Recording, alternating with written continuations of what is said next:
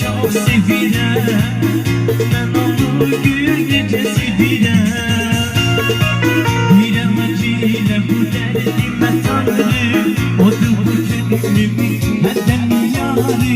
Ne onun okları var ne de tekrarı, onu çok sevirəm, mən onu gül gecəsi biləm. Ona sadigəm, sevirəm onu mən, ürəyimi bilməyim. Nəfəsim, canım, adı dərmanım, ömrümə, gönlümə, nəfəsimi bilməyim.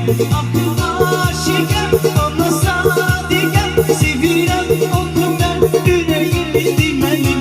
Nəfəsim, canım, adı dərmanım, ömrümə, gönlümə, bəzəyimi bilməyim.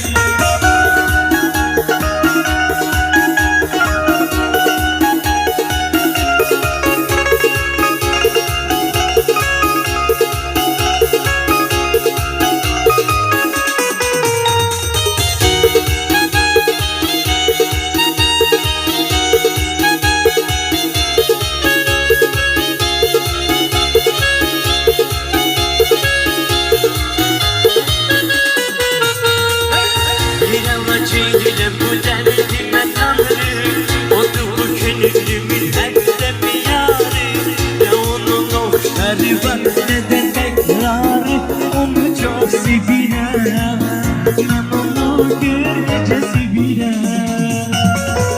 Biləm acıyla bu derdime tanrı, odur bu könlümün erdemi yarı. Ne onun okları var ne de tekrarı, onu çok sevirəm, mən onu gül gecəsi biləm.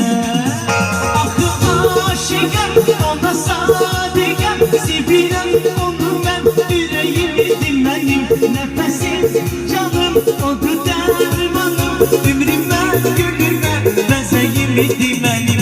Axı aşıqəm, ona sadigəm, sevirəm onu mən, ürəyimi dinməyim. Nəfəsim, canım, odur dərmanım, ömrümə, gönlümə, bəzəyimi